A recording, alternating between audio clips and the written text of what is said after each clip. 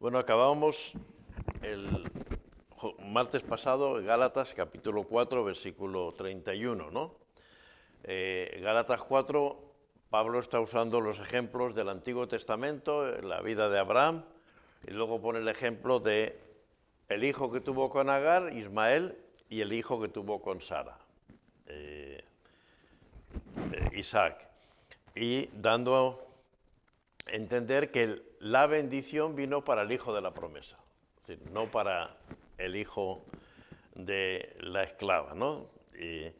Y Abraham, aunque él le decía a Sara, los dos son mis hijos, pero el Señor le dijo, no te preocupes, yo voy a cuidar de Ismael, y la prueba es que sigue habiendo árabes hoy en día, pero la promesa va a venir por Isaac. Y la promesa que iba a venir por Isaac, y es un poco lo que yo intenté explicar el domingo, pero me dijo mi esposa, que es la que siempre me corrige, que no quedó muy claro con ese pasaje que leí en Gálatas de la Santa Cena, es que Dios eligió al pueblo de Israel para que en el pueblo de Israel naciera el Mesías. Una vez que nace Jesús y Jesús muere por nuestros pecados, ya el pueblo de Dios deja de ser Israel y ahora el pueblo de Dios es todo aquel que tiene fe en Jesús. Es un pueblo de fe. Por lo tanto, hay una diferencia fundamental en que el pueblo de Dios ya no es una nación de sangre, sino es una nación de fe, ¿no? Y esa es la realidad que nosotros estamos viviendo desde la venida de Pentecostés, desde la venida del Espíritu Santo, ¿no? Porque hemos leído, como os dije aquí, de manera, hermanos, que no somos hijos, y está hablando a los Gálatas, que los Gálatas eran gentiles, no eran judíos. Dice, no somos hijos de la esclava, sino de la libre. Somos hijos de Dios, somos pueblo de Dios, porque hemos creído en Jesús. Lo que hace la diferencia es la fe. La fe es lo que hace la diferencia. Y empezamos en Gálatas, lo que llevamos estudiado, el capítulo 1 y 2. Pablo habla de la historia, su testimonio, cómo él se va al desierto de Arabia, 3 años después del encuentro que tuvo en el camino de Damasco, sus contactos luego con Jacobo y Pedro, y Juan en Jerusalén, cuando él fue a Jerusalén después de estar esos 3 años y predicando el Evangelio. En el capítulo 3 y 4 él usa el argumento teológico. Es la enseñanza del hijo de la carne y el hijo de la promesa, de la libertad de la ley o de la libertad de los hijos de Dios, ¿no? Y ahora nos quedan el capítulo 5 y 6, que nos presenta el argumento moral. Es decir, primero Pablo ha contado cómo él conoció a Jesús, cómo él se fue preparando, cómo él fue a hablar, y eso está en Hechos 15, con los apóstoles, sobre qué había que hacer con la circuncisión, con las fiestas, con todo eso. Y eso es el capítulo 1 y 2. El capítulo 3 y 4, pues él está dando argumentos de teología, es decir, explicando cómo son las cosas de Dios. Y primero lo hace por las cosas comunes y el versículo 4 con el Antiguo Testamento. Y en Gálatas 5, Pablo explica la doctrina de la libertad cristiana, como un último esfuerzo para convencer a los gálatas de que abandonen la doctrina de los falsos apóstoles por la doctrina de la libertad del Espíritu Santo. Es decir, que ahora va a hablar de la libertad cristiana. Gálatas 5.1 dice, estad pues firmes en la libertad con que Cristo nos hizo libres, y no estéis otra vez sujetos al yugo de esclavitud. Estar firmes significa estar atentos. La posición de firmes de un soldado tiene que tener los 2 pies juntos, el cuerpo perfectamente derecho y las piernas y las manos pegadas a las piernas. Esta es la posición donde tenemos menos estabilidad. Esta es la posición donde si uno cierra los ojos, enseguida empieza a moverse hacia un lado a otro, porque es cuando tenemos poca estabilidad. Tenemos mucha estabilidad cuando abrimos los pies, porque entonces nuestro centro de gravedad es más grande, ¿no? Pero el apóstol dice que hay que estar firmes. Es decir, es una posición que requiere estar muy concentrado, estar muy pendiente. No puedes vivir el Evangelio de cualquier manera. Ahora, no se trata la libertad del cristiano de derechos civiles, ¿no? O derecho a algunas cosas económicas. Por ejemplo, nosotros los que vivimos aquí en esta isla y tenemos ya la nacionalidad y eso, pues cuando viajamos a España, cualquier parte de España, tenemos un descuento, ¿no? ¿Por qué? Pues porque en España hay muchos trenes, ¿no? Que van desde el norte hacia el sur, del este hacia el oeste, los trenes. Esos trenes se pagan con los impuestos de todos los españoles, ¿no? Entonces, hubo una reclamación, dijeron, es que los que estamos en la isla tenemos que coger siempre un avión, si queremos ir rápido, o un barco, pero tenemos que un gasto mucho más caro. Y entonces hace años que un gobierno dijo, pues es verdad. Entonces vino un descuento porque nosotros no tenemos la ventaja de desplazamiento que tienen en la península, ¿no? Entonces, eso es un derecho que tenemos por el hecho de vivir en una isla, ¿no? Entonces, a veces podemos pensar, bueno, y por ser cristiano, ¿qué derechos o qué ventajas tengo o qué es lo que puedo hacer o no puedo hacer? ¿Dónde está eso que Pablo dice de la libertad? La libertad está en nuestras conciencias. Nuestra conciencia está libre y tranquila porque ya no tiene temor a la ira de Dios. Por eso, esa es la libertad auténtica, porque es maravilloso que la misericordia y el amor de Dios estará con nosotros porque Dios es nuestro Padre. Hay mucha gente que se llama cristiana, pero cuando peca, cuando comete un pecado o algo, entonces siempre viene la atribulación, viene la duda, viene la sombra, cómo yo puedo haber caído en esto, cómo me puede haber ocurrido, y entonces Dios ahora estará enfadado. Es esa imagen que a veces ha dado la Iglesia, que Dios es aquel anciano viejo con la barba blanca y eso que está en un trono, y que a la más mínima que uno lo hace mal, el Señor te castiga. Eso te ha pasado porque has desobedecido al Señor. Eso te ha pasado porque no has venido a la iglesia. Eso te... No, hermanos.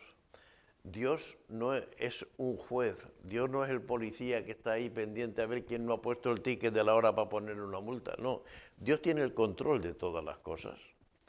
Y Él lo que quiere manifestar es su amor, quiere manifestarnos su gracia y su misericordia. Y entonces quiere que tengamos esa libre conciencia para que obedezcamos a su palabra por amor, no por miedo.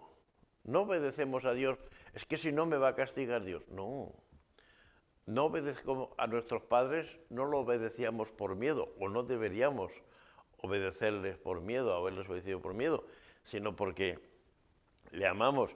Y yo no soy fiel a mi esposa porque no me gusten las mujeres, sino porque la amo a ella. Y el amor a ella pues me hace no mirar otras cosas. Es decir, la libertad que Dios nos da es que con Él vamos a tener la seguridad de que nuestra vida está en sus manos y que ya no estamos bajo esa condenación de cuando me muera estaré salvo o no estaré salvo. En Cristo somos libres de la ley del pecado, de la muerte, del poder del diablo y del infierno, porque como Cristo ha pagado por nuestro pecado, ninguna ley puede acusarnos de pecado. Es decir, si yo cometo una infracción, es decir, yo cometo una infracción y vamos a ver, entro en el supermercado de aquí de la esquina y cojo algo y me lo llevo corriendo y me pillan. Y me dicen, no, tiene que pagarlo. Bueno, una vez que lo he pagado, ya está. Si ha estado mal, pero lo he pagado, ya está. Si cometo mal, pues igual me ponen una sanción mayor, pero ya está pagado. Ocurre que nuestro delito está pagado por Jesús. Y de los delitos que están pagados no existen. Eso no quiere decir que entremos en el libertinaje, pues como sobreabundó la gracia, abundó el pecado. No, no, tenemos que aprender a no hacer las cosas mal porque Dios nos ama. Debemos entrenar, y entrenar está entre comillas, es decir, es una forma de hacer nuestra conciencia para que se apoye en la libertad que Cristo compró para nosotros. Isaías 54:8 dice, con un poco de ira escondí mi rostro de ti por un momento, pero con misericordia eterna tendré compasión de ti. Isaías está hablando al pueblo de Israel, cómo a veces Dios se enfadaba con Israel, se enfadaba por su rebeldía, se enfadaba por su idolatría, se enfadaba porque vivían de espaldas a Dios, incluso teniendo el templo allí, pues se iban a adorar a otros dioses. Y bueno, todos sabemos, después de Isaías vino la deportación a Babilonia, pero el Señor volvió a traer a su pueblo. Por eso, este es un ejemplo, es decir, con un poco de ira escondí mi rostro de ti. El Señor puede estar airado, puede estar enfadado, como dice el apóstol Pablo, no contristéis al Espíritu Santo, no entristezcáis al Espíritu Santo, pero la misericordia de Dios es eterna. Pablo llama a la ley un yugo de esclavitud. Hechos 15:10, que es el capítulo ese que os digo, donde está el concilio de Jerusalén, donde Pablo tiene la discusión con Pedro, con Jacobo y con el resto de la iglesia allí en Jerusalén sobre qué había que hacer con la ley, con el judaísmo. Claro, para nosotros hoy esto no es muy grave porque estamos 2000 años después, pero apenas Jesús había 10, 12 años que había muerto, hasta ese momento, mismo Jesús fue al templo, mismo Jesús, cuando nació sus padres ofrecieron el sacrificio, él presentaría las ofrendas el tiempo de la Pascua, porque él dice que cumplió toda la ley, aunque él no ofreció ofrendas por pecado, pero cumplió con toda la ley.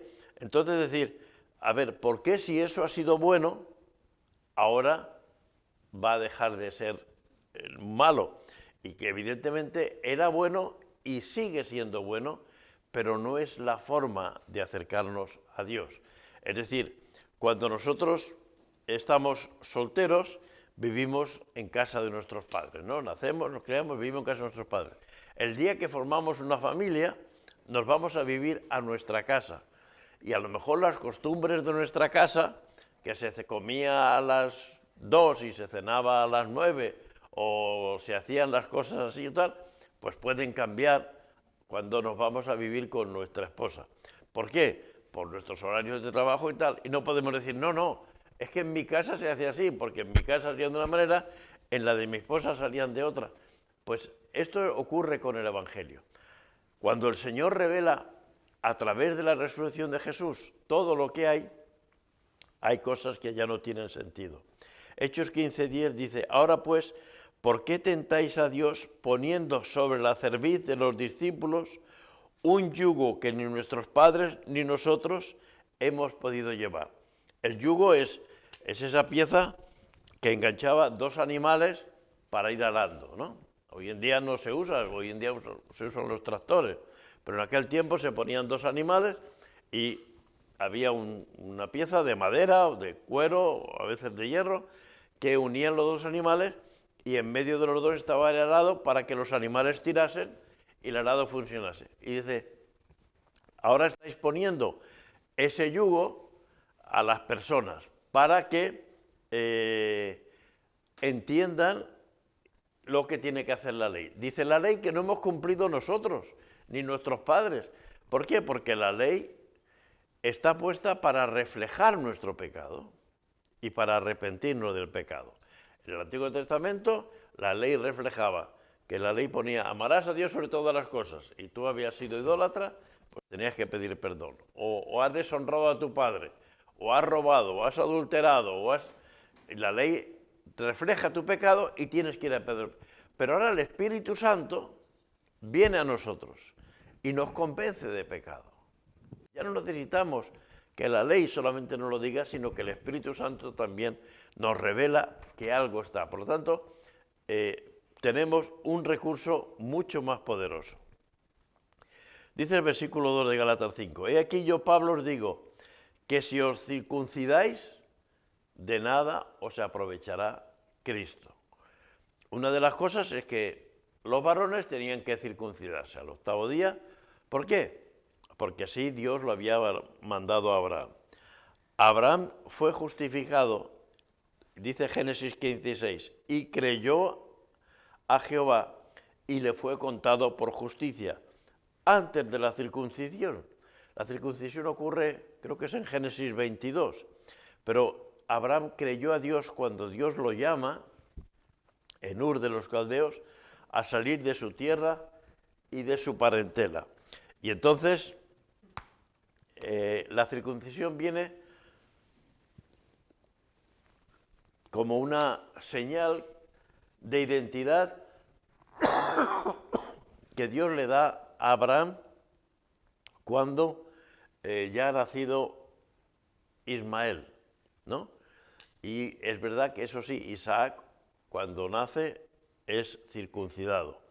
Pero Abraham dice que fue justificado porque creyó a Dios, no porque se circuncidó. Una de las formas que, por ejemplo, los nazis, cuando querían saber si una familia era judía o no, pues miraban el miembro del hombre y si estaba circuncidado decían, sí, es judío, ¿no? Es decir, que eso sigue siendo una práctica porque los judíos siguen practicándolo. Pero entonces los judíos creían que eso les daba señal de identidad. Si me circuncido, entonces ya voy a ser salvo. Es como la gente que cree que haciendo un sacrificio voy a ir detrás de una procesión descalzo durante 3 horas o 4 horas que dura. Bueno, y si me salen ampollas o tal, va a ser una muestra de mi amor por Dios. Bueno, lo puedes hacer si tú quieres, pero eso no te va a salvar, no te va a servir de nada. O dice, no, me voy a leer la Biblia de arriba abajo, pues está muy bien, eso es positivo, pero si lo haces como un mérito delante de Dios, no, tienes que hacerlo como una práctica de enseñanza. Pablo habla de su testimonio. Yo, Pablo, circuncidarse sería echar atrás el sacrificio de Jesús, porque además de su muerte son necesarios más actos por nuestra parte. Es decir, si yo digo, tienes que aceptar a Jesús, pero ahora además tienes que cumplir con la ley, entonces digo, el sacrificio de Jesús no basta.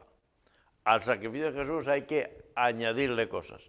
Y el sacrificio de Jesús es suficiente. La sangre de Jesucristo nos limpia de todo pecado. Todo lo demás que hagamos tiene que ser como agradecimiento, tiene que ser como una muestra de gratitud al Señor, una muestra de obediencia, pero no para ganar la salvación, que eso ya está ganada por Cristo. La circuncisión no es mala, ni las obras son malas. El error está en creer que por cumplir con la circuncisión o por las obras podemos ser salvos. Es decir, cuando yo me encuentro una persona en la puerta del supermercado y salgo y le doy una lata de atún o le doy una barbacoa, digo, oh, qué bien, yo ya he hecho mi buena obra. Pues no, pues eso, si el Señor te mueve, hazlo, pero hazlo como una muestra de ayuda a esa persona. Eso no cuenta para tu salvación. Para la salvación solo cuenta la obra de Cristo. Gálatas 5:3. Y otra vez testifico a todo hombre que se circuncida que está obligado a guardar toda la ley. Pablo dice, porque si tú quieres cumplir esa parte de la ley, que es muchas veces lo que a veces la gente hace, bueno, yo, ahora por ejemplo, viene la cuaresma, como ahora es cuaresma, pues enseñamos la iglesia, voy a estar 40 días sin comer carne, ¿no? Y eso es un sacrificio que hago para el Señor. Y Pablo dice, no, si tú quieres circuncidarte tienes que cumplir toda la ley. Y toda la ley es coger el Levítico y empezar todo lo que pone el Levítico, todo lo que pone parte del Éxodo, Levítico, y cumplir toda la ley del Señor. No basta decir, no, voy a cumplir esto porque es bonito, porque es forma parte de una ceremonia cuando el niño nace. No, es decir, no vale. Las cosas hay que cogerlas enteras o no cogerlas. Y entonces Pablo dice que tienen que olvidarse de eso. Pero una de las cosas que dice es que tú no puedes decir, bueno, voy a cumplir el código de circulación cuando vaya por la autopista, pero cuando vaya por la ciudad no.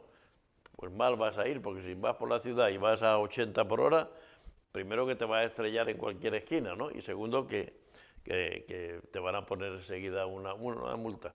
Es decir, no podemos cumplir el código de circulación cuando nos parece, no podemos cumplir en nuestro trabajo una parte, tenemos que cumplir con todo, y así tiene que ser en la vida. Y Pablo dice que el hecho de que alguien se circuncide no quiere decir que ya está cumpliendo la ley o que seas una persona justa.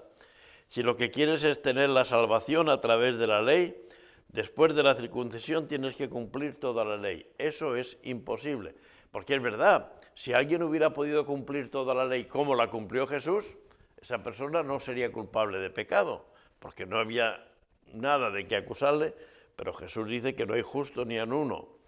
Por eso Jesús dice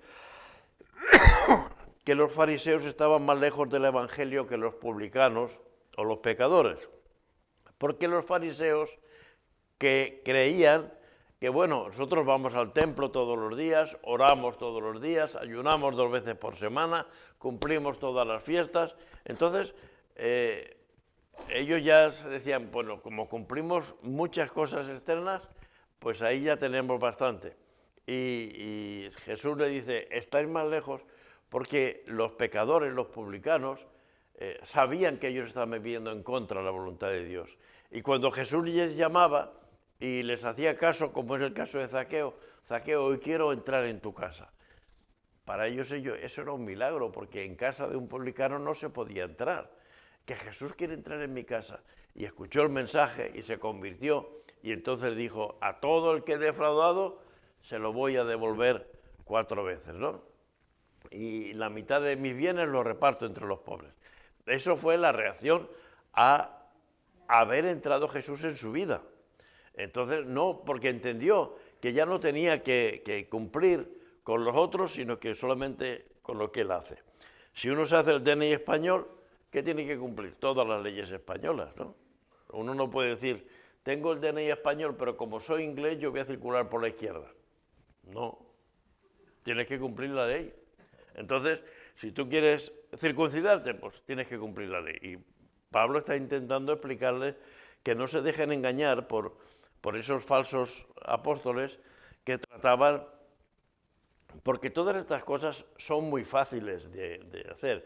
Es lo que le decían los soldados a Naamán. Naamán fue aquel general sirio que Eliseo le dice, bueno, le dije a su criado, dile que se bañe 7 veces en el Jordán, que se meta 7 veces en el Jordán y a la 7ª vez que se levante ya no tendrá lepra.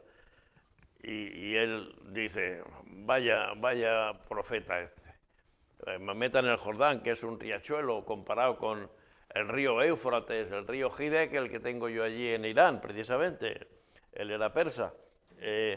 Y sus soldados le dicen, oye, si te hubiera dicho que tienes que meterte en una cueva donde hay un oso y pelear con él y que si le vences, lo hubieras hecho. O si tienes que subir una montaña, claro que sí, yo algo así, pero algo tan...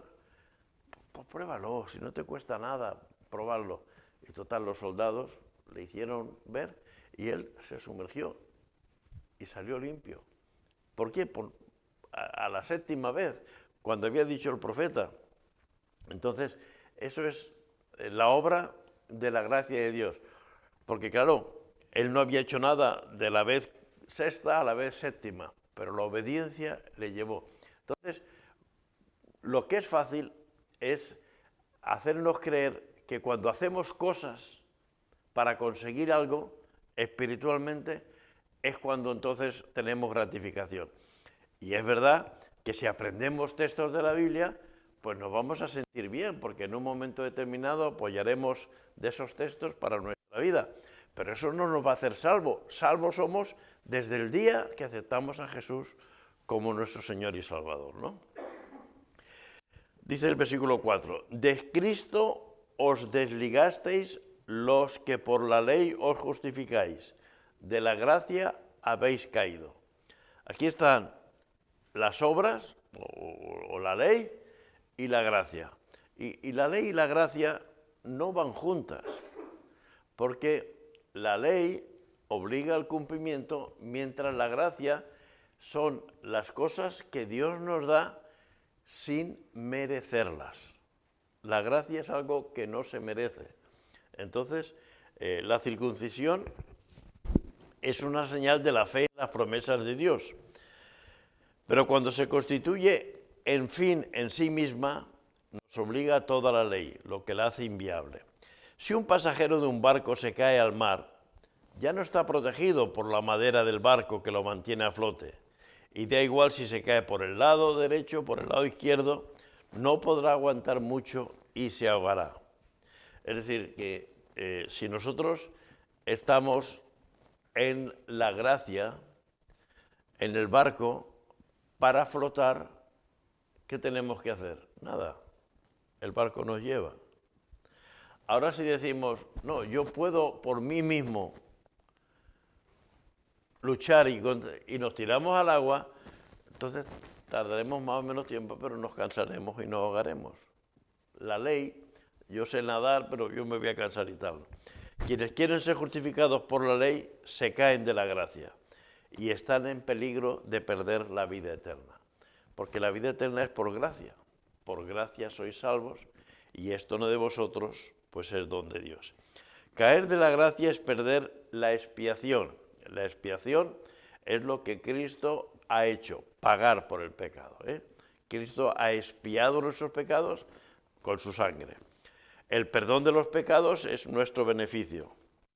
La justificación es lo que ocurre nosotros delante de Dios. Cristo paga por nuestros pecados, nosotros somos perdonados y delante de Dios somos justos. ¿Por qué? Porque delante de Dios se cumple todo el ciclo. La justificación que Jesús ganó por su muerte y resurrección. Perder la gracia es exponernos al juicio de Dios. Es decir, si yo no tengo que Cristo ha expiado, ha pagado por mis pecados, entonces el perdón me lo tengo que ganar por mí mismo, y como no soy capaz, delante de Dios no estoy justificado.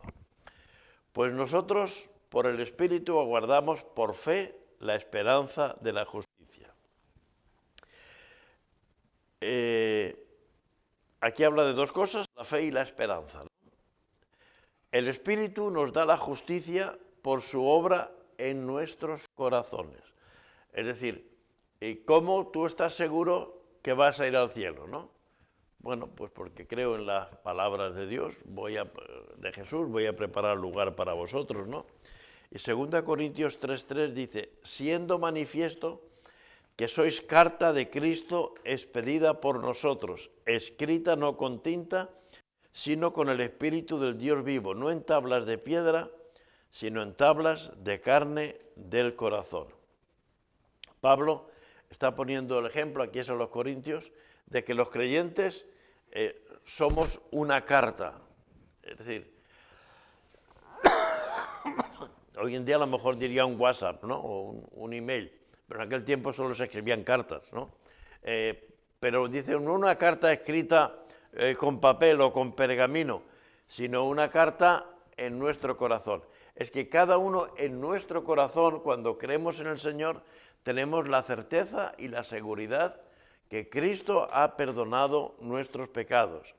Pablo habla de la esperanza de los creyentes, que Dios nos revelará que andamos en justicia delante de Él, y esa es nuestra esperanza. Si yo, es decir, alguien surge la pregunta, ¿y si cometes un pecado y en ese momento cae un rayo y te mata, qué va a pasar? Resulta que no has tenido tiempo de pedir perdón, ¿no? No has tenido tiempo, ¿qué va a pasar? Bueno, pues yo tengo la esperanza de que ese pecado, al cual ni siquiera me ha dado tiempo a pedir perdón, estaba también pagado en la cruz de Cristo. Y por lo tanto el Señor no me va a imputar ese pecado, porque están todos. Esa es nuestra esperanza. Cuando la tentación nos ataca para cometer el pecado, el Espíritu Santo que mora en nosotros nos ayuda a vencerla. nos sentimos felices y nuestra esperanza se afirme, ¿no? Hay un programa de televisión que sabemos que no es bueno, que nos hace daño o que nos impulsa a tener rencor hacia alguien o a tener pensamientos impuros o alguna cosa y decimos, ay, pero sí, pero es que me apetece porque va a hablar. Y el Espíritu Santo está diciéndonos, ¿no? El mismo botón que sirve para encender, sirve para apagar la televisión, apágala. Porque ya digo, no es una cosa grave, bueno, pues, y cuando vemos que obedecemos al Espíritu Santo que mora en nosotros, nos sentimos felices y gozosos. No porque hemos hecho nada, porque hemos obedecido. Es decir, que para sentirnos confiados. Y entonces, ¿qué sentimos?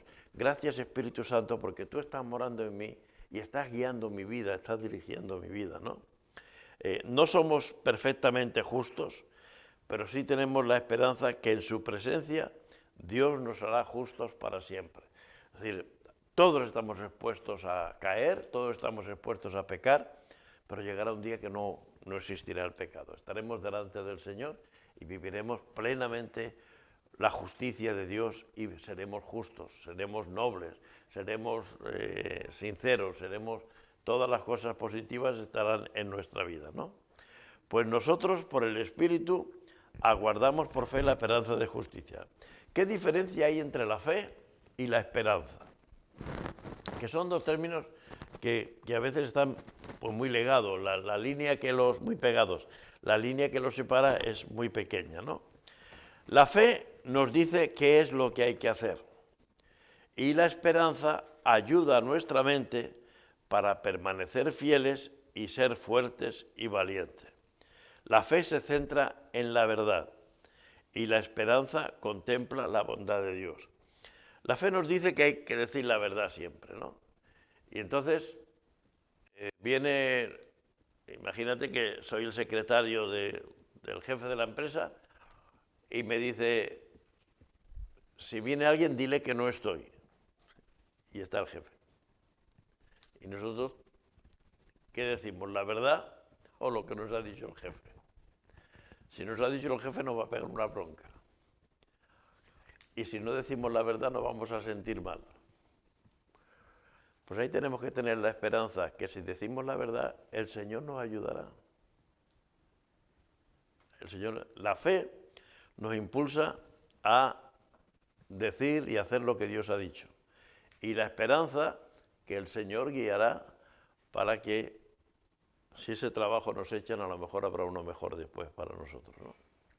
Pero a veces estamos en esa disyuntiva, ¿no?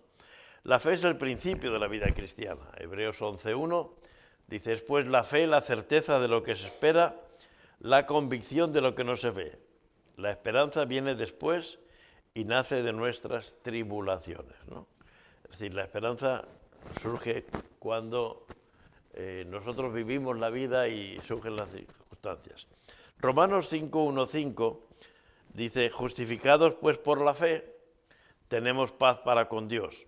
La justicia es por la fe y tenemos paz para con Dios por medio de nuestro Señor Jesucristo, por quien también tenemos entrada por la fe a esta gracia en la cual estamos firmes y nos gloriamos en la esperanza de la gloria de Dios. Estamos esperando poder llegar a la gloria de Dios. Y no solo esto, sino que también nos gloriamos en las tribulaciones, sabiendo que la tribulación produce paciencia, la paciencia prueba y la prueba esperanza. Y la esperanza no avergüenza, porque el amor de Dios ha sido derramado en nuestros corazones por el Espíritu Santo que nos fue dado. Las tribulaciones, cuando somos atacados, pues imagínate, dan falso testimonio en nuestra empresa. Me decía una persona de poco, es que dicen que he cogido, me he llevado una cosa de valor de la empresa. Digo, ¿es verdad? ¿Te la has llevado? No, bueno, si no te la has llevado, pues ya es importante. Te pueden acusar falsamente, pero no, el Señor no te va a dejar. Y luego, pues ya está. Pero claro, no, a nadie nos gusta, ¿no? Imagine que yo les digo a ustedes, allí hay un reloj y alguno de nosotros se ha llevado el reloj, o tú te has llevado el reloj y tú no has sido. Pues claro, eso nos produce tribulación, esa tribulación nos hace tener paciencia y esperar en el Señor. Hay veces que podemos acusarnos de cosas falsas, tenemos que tener paciencia, y eso prueba nuestra fe y nuestra confianza en el Señor. Y la prueba de la fe produce esperanza. Entonces, es un proceso, la vida cristiana, que no siempre es todo color de rosa. Uno de los problemas de los predicadores es cometer el error de decir, cuando aceptes a Jesús ya todo te irá bien. No, cuando aceptes a Jesús tendrás la certeza de la vida eterna. Pero en este mundo tendréis aflicción, pero confiad, yo he vencido al mundo, dice el Señor. Con la fe empezamos, porque sin fe es imposible agradar a Dios, y con la esperanza continuamos. Versículo 6, porque en Cristo Jesús ni la circuncisión vale algo, ni la incircuncisión, sino la fe que obra por el amor. El Espíritu Santo opera por fe para que obtengamos la justicia. Es decir, el Espíritu Santo es el que nos convence de pecado, dice la Biblia, el que nos hace vernos que Cristo ha pagado por nuestros pecados, nosotros aceptamos al Señor y por fe en Dios, por fe en el sacrificio de Jesús, obtenemos la justicia. Pero eso no nos da opción al libertinaje, ya que el parámetro que da su situación a la fe es el amor. Fijaros que dice el versículo, está arriba, la fe que obra por el amor. Y el amor y la fe, el amor y la verdad, el amor siempre está también permanentemente unido en la obra de Dios. Y la fe que obra no para conseguir, sino porque amo a Dios, ¿no? Un buen principio es no pecar porque Dios me ama y yo amo a Dios. El creyente cuenta para ser guiado en su vida con el Espíritu Santo y con el amor de Dios. Si la fe no hace nada, eso es menospreciar la gracia de Dios. La fe debe obrar por el amor. Es decir, yo creo en Dios y como creo en Dios, pues ya está, ya la fe me va a salvar, la fe me va a mantener ocupado todo. No, la fe del creyente es una fe activa, es una fe que actúa y actúa por amor a Dios. ¿Y en qué actúa? Pues en cada uno se nos abrirán unas situaciones diferentes. Uno va a ser ayudando a una persona necesitada, otro va a ser hablándole a alguno de la esperanza, de la salvación, otro va a ser acompañando a alguien que está pasando por una enfermedad, una situación, no lo sé, pero la fe tiene que obrar. Jesús, leemos los evangelios, siempre está obrando. Dice, mi Padre trabaja y yo trabajo, ¿no? Porque si la fe no hace nada, entonces estamos quitándole valor a la gracia de Dios. La gracia de Dios es que Dios nos ha dado dones y capacidades para hacer cosas. La vida del creyente es por dentro la fe en Dios y por fuera el amor al prójimo. Son el primer y el segundo mandamiento, el resumen de la ley de Dios. Amar a Dios y amar al prójimo como a ti mismo, ¿no? Ahora, Pablo le dice a los Gálatas, vosotros corríais bien, es decir, estabais avanzando, estabais creciendo, estabais yendo bien en vuestra vida espiritual. ¿Quién os estorbó para no obedecer a la verdad? Una de las cosas que tenemos que tener cuidado, hoy en día tenemos muchas posibilidades de oír mensajes del Evangelio. Aquí hay 3.527 mensajes. No, 3.000 no. 300.000 millones de mensajes, porque en Internet cuántas cosas hay, todo lo que queramos. Y sabéis, de ellos hay muchos buenos, pero también hay muchos malos. Porque hay gente que está usando el Evangelio para hacer negocio y para enriquecerse y para torcer a las personas, ¿no? Entonces, ¿qué es importante? Centrarnos. ¿Quién es mi Salvador? Jesús. ¿Quién es mi guía? El Espíritu Santo. ¿Cuál es la norma para mi vida? La Biblia. Cuando me viene un mensaje, yo tengo que pasarlo por estos filtros, ¿no? Para entonces decir, ¿me da paz este mensaje en mi vida o me crea inquietud?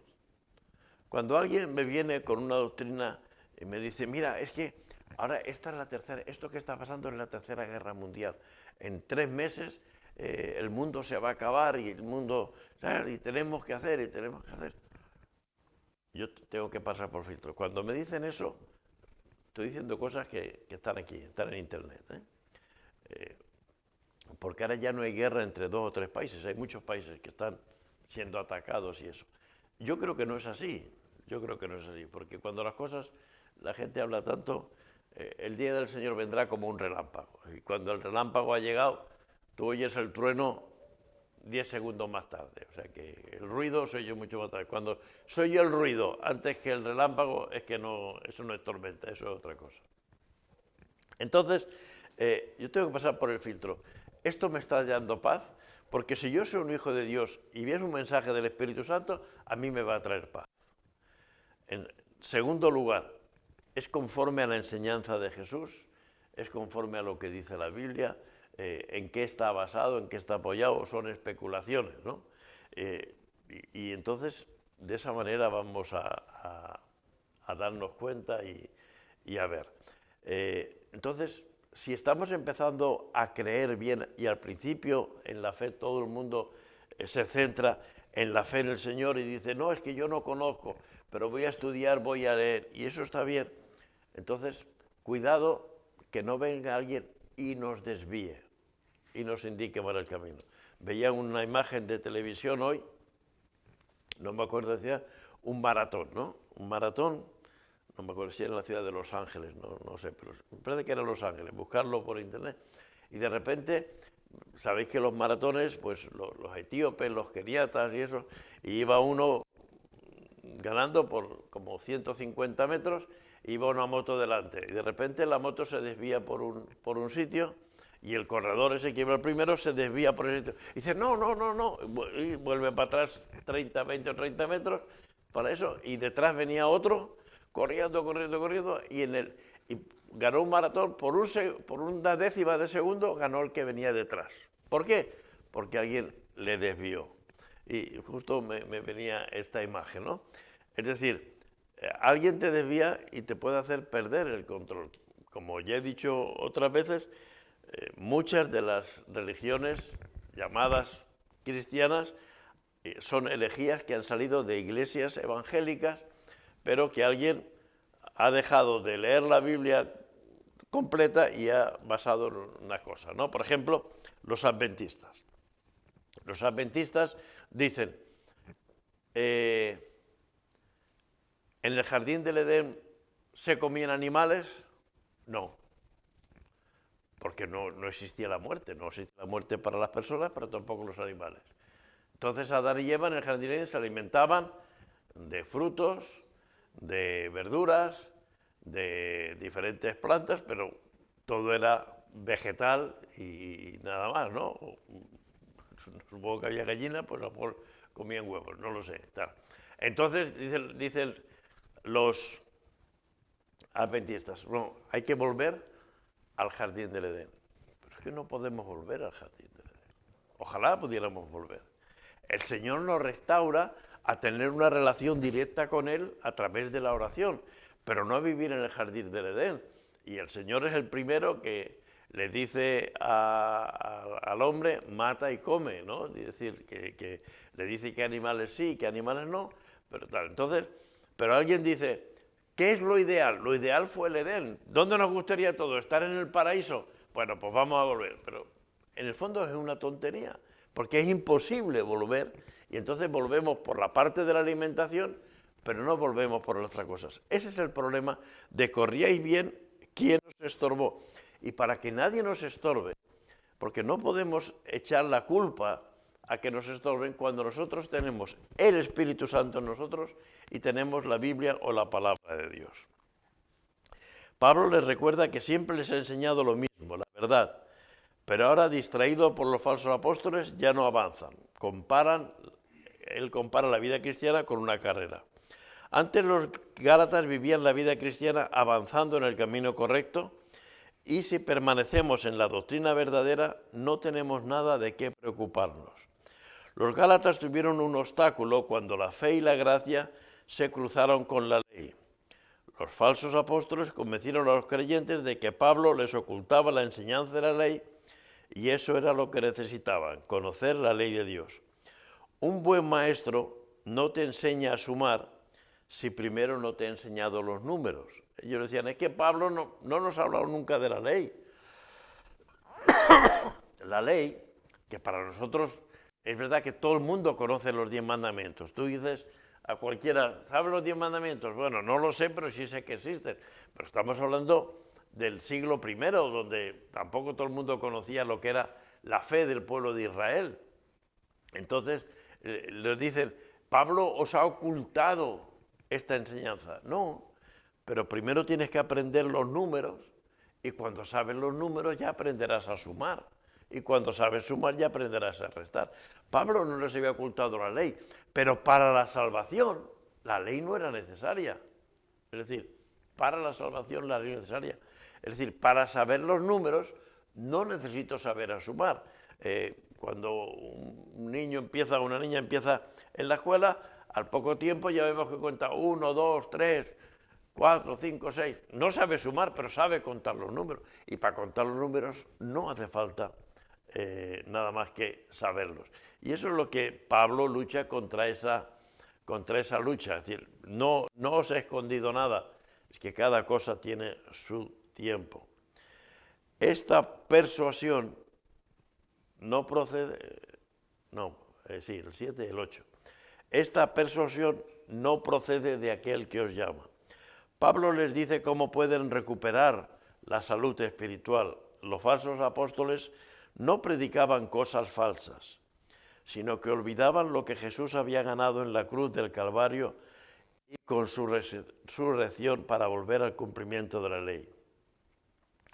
Esta enseñanza con apariencia de piedad es lo que persuadía a los Gálatas. Es decir, ellos no le decían, Jesús era un impostor, o como si a nosotros nos dicen, no, la Biblia es una falsedad. Bueno, si nos dicen eso, pues ya nosotros ya no queremos escuchar más. Pero si nos dicen, oye, ¿has pensado que lo que dice en Gálatas 5:22 en realidad quiere decir? Oye, vamos a ver, si en realidad quiere decir. Claro, ellos dicen, mira, Pablo no os ha hablado de la ley, nos ha dicho que Dios nos mandó y nos pidió, y por eso somos lo que somos, hacer todo esto. Pero claro, es que hay muchas cosas de la ley que han quedado invalidadas. Invalidadas no porque no fueran buenas, sino porque están cumplidas. Y cuando tú lo has cumplido, pues ya está. Es decir, si yo tengo que entregar un trabajo, estoy en el colegio, tengo que entregar un trabajo, una vez que ya lo he entregado, pues ya estoy descansando de eso. Ya no tengo por qué hacer, pues Jesús ha cumplido la ley, por lo tanto ya esa no es cosa mía. Esta enseñanza es la que persuadía y, digamos, engañaba a los Gálatas. Satanás nos engaña haciéndonos ver que nuestro pecado es muy grave y olvidando lo que Cristo es para nosotros. Muchas veces decimos, pero ¿por qué he tenido que decir esta mentira? Por vergüenza, porque no hemos querido reconocer un fallo. El que llega tarde al trabajo y dice, es que el tráfico estaba fatal. No, es que te has dormido media hora a lo mejor. Y uno piensa, ¿por qué he tenido que decir esta mentira? ¿Por qué no he dicho que me he dormido y esas cosas? Y entonces Satanás nos ataca y dice, ves, tú te crees que eres un buen cristiano, pero tampoco te creas tanto. Tampoco te creas que eres diferente a los otros. Y entonces ahí tú tienes que luchar y pedir perdón al Señor y decir, pero es la última vez que yo digo que llego tarde y no digo la verdad. Puedo llegar tarde, pero voy a decir la verdad. Esa es la obra de Cristo. Y no hacer caso a las acusaciones de Satanás que no estás, porque ese pecado también estaba pagado por Jesús. 1 Corintios 1:30 dice, Cristo Jesús, el cual nos ha sido hecho por Dios sabiduría. Cristo Jesús ha sido hecho por Dios para nosotros sabiduría, justificación, quien me justifica, ¿quién me santifica? ¿Quién me aparta para el reino de Dios? Y redención, ¿quién me redime? ¿No? Por lo tanto, es eso. Redimir, por ejemplo, es lo que pasó con los... Redimir es lo que pasó con los primogénitos de los judíos. Cuando el ángel exterminador pasó en la 10ª plaga de Egipto, pues el Señor le dijo, el que pinte el dintel de su puerta con sangre, esa sangre significa que ha muerto un cordero en esa casa y eso redime, es decir, perdona, redimir es perdonar, ¿no? Y en la ley de Dios, por ejemplo, porque Dios no permite el sacrificio humano, se redimían las personas y los burros. Los burros no se podían sacrificar. Bueno, entonces, cuando nacía un burro, entonces había el primogénito de esa camada de burros, el primer burro que nacía de una burra, entonces había dos maneras, ¿no? Una era redimirlo, que era ofrecer un cordero en su lugar, si no había que matarlo, había que romper la cerviz porque era del Señor. Y el Señor quería enseñar que nuestros animales, era lo que había en aquel tiempo, o nuestros hijos son del Señor. Pero Él nos permite disfrutar de ellos y para redimirlos en aquel tiempo pues estaban los corderos y hoy en día está Cristo. Por eso Cristo nos ha sido hecho justificación, santificación y redención. Jesús ha borrado nuestros pecados y ya ni la ley puede acusarnos. Versículos 9 y 10. Dice, un poco de levadura leuda toda la masa. Yo confío respecto de vosotros en el Señor, que no pensaréis de otro modo, mas el que os perturba llevará la sentencia quien quiera que sea.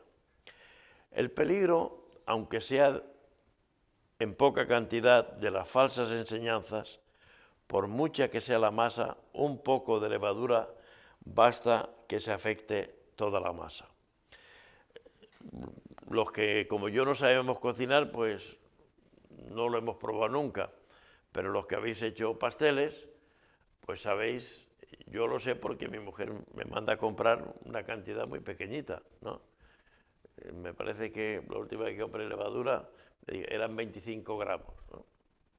Pero a lo mejor la tarta pesaba 1,5 kilos, pero bastaban 20 gramos o 10 gramos de levadura para que toda la masa leudase. ¿Qué quiere decir? Pues a todos nos gustan un bizcocho esponjoso, ¿verdad? Pues lo que hace la levadura es hacer que entre mucho aire y que el bizcocho parezca así, aunque la harina que hay es así, ¿no? Es decir, por eso el Señor compara la hipocresía a la levadura de los fariseos, ¿no? Porque parece una cosa, pero en realidad la sustancia es menos. Para el bizcocho está muy bien, porque a todos nos gusta un bizcocho. Creo que voy a poder aguantar ya para 5 minutos que quedan, ¿verdad?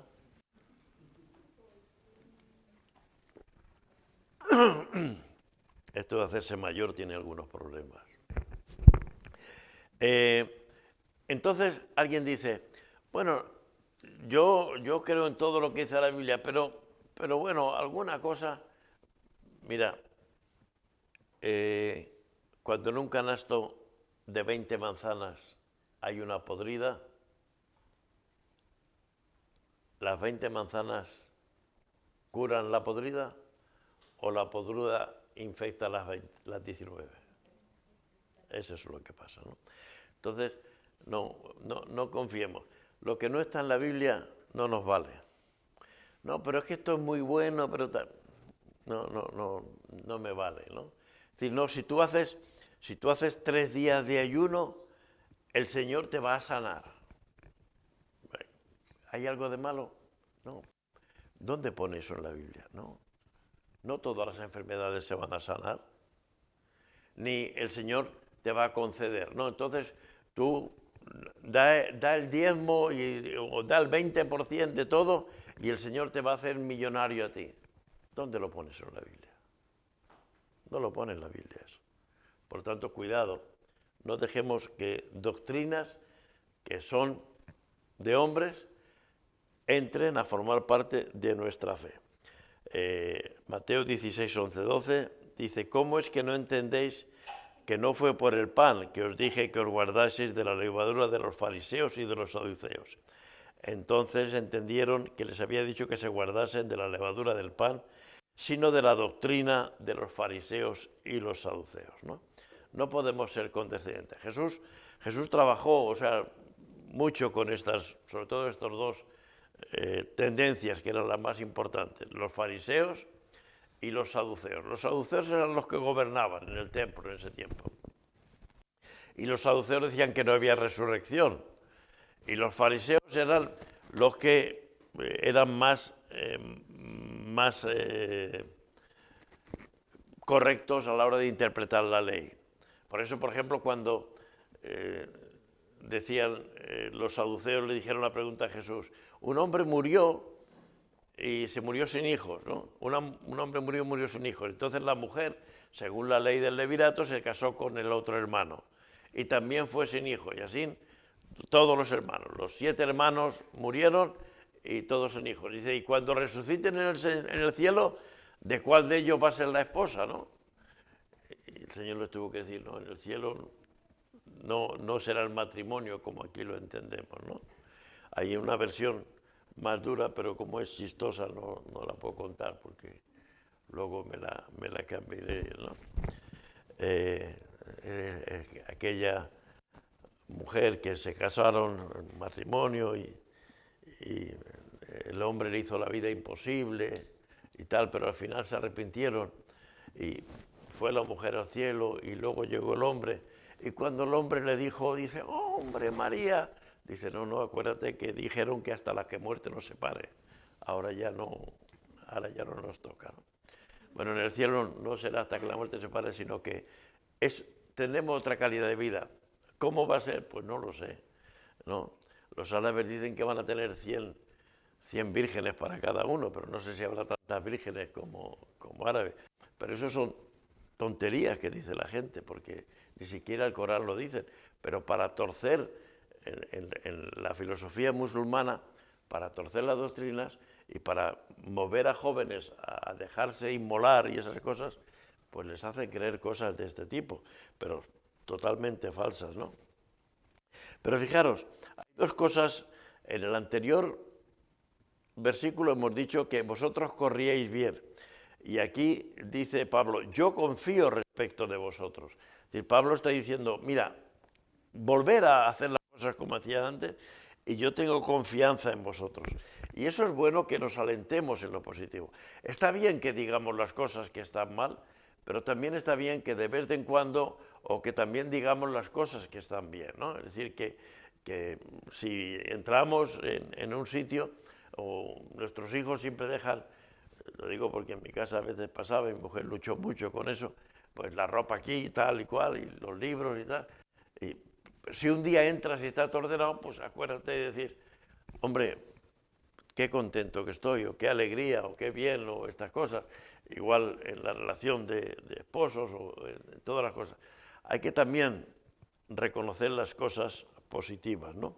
Aunque a veces podemos ser defraudados, no hay nada malo en confiar en los hermanos y sobre todo en que puedan confiar en nosotros. Es decir, es muy importante que yo pueda confiar en la gente de la iglesia. Una iglesia no funciona si no hay un grupo de mucha gente que está trabajando. Pero lo importante es que los demás puedan confiar en mí. Eso es lo que me tiene que preocupar a mí. Si los demás pueden confiar en mí, yo voy a ser útil y yo voy a aprovechar. Y eso va a servir en mi casa, en mi trabajo, en la iglesia o en cualquier cosa. Esta es una persona de fiar. Eso siempre va a ser importante, ¿no? Que no pensaréis de otro modo, que no os salgáis de lo que os he enseñado, quería decir Pablo. Y hoy sería que no nos salgamos de lo que dice la Escritura. Pensemos que Gálatas se estaba escribiendo, o sea que no existía, pero nosotros tenemos toda la Escritura para saber lo que dice. Pablo aquí se atreve a dictar una sentencia contra los falsos apóstoles, como los que perturban a los Gálatas. Quiere advertirles que si no rechazan las falsas doctrinas, esas serán como una enfermedad contagiosa. Lutero decía, tenemos que distinguir entre la doctrina y la vida. La doctrina es una porción del cielo y la vida es una porción de la tierra. La vida lleva impurezas, pecado, errores, y el amor debe soportar, creer, esperar y sufrir todas las cosas. En la doctrina no debe haber errores ni necesidad de perdón. Bueno, vamos a tratar de poner un poco en orden. Es decir, la doctrina, la Biblia, no tiene errores. Ya sé que hay gente que dice, no, en la Biblia hay muchos errores. Bueno, vosotros, a esa persona que os diga, es que la Biblia tiene muchas contradicciones, decirle, ¿tú la has leído? No, yo no, pero me lo han dicho. Bueno, pues tráemela y yo te lo vamos a ver. Me ayudas a entender alguna cosa, ¿no? Entonces, la doctrina es parte del cielo, porque ¿qué dice Jesús? El cielo y la tierra pasarán, pero mi palabra no pasará, ¿no? Es decir, no necesitaremos todo lo que dice la Biblia, pero la palabra del Señor será la palabra de Dios que nos da vida. Sin embargo, la vida es el vivir cotidiano y eso, pues todos sabemos que tiene sus dificultades y sus inconvenientes, ¿no? Por eso la vida tiene impurezas, tiene pecados, tiene errores y el amor debe ayudarnos a soportar, a creer y esperar sufrir todas las cosas. El amor todo lo sufre. Por eso no necesita perdón. Bueno, vamos a parar aquí, en el versículo 10, versículo 11. Y yo, hermanos, si aún predico la circuncisión, ¿por qué padezco persecución todavía? En tal caso se ha quitado el tropiezo de la cruz. Ojalá se mutilasen los que os perturban. Bueno, aquí Pablo ya lanza una sentencia contra los falsos apóstoles, pero eso será la próxima semana.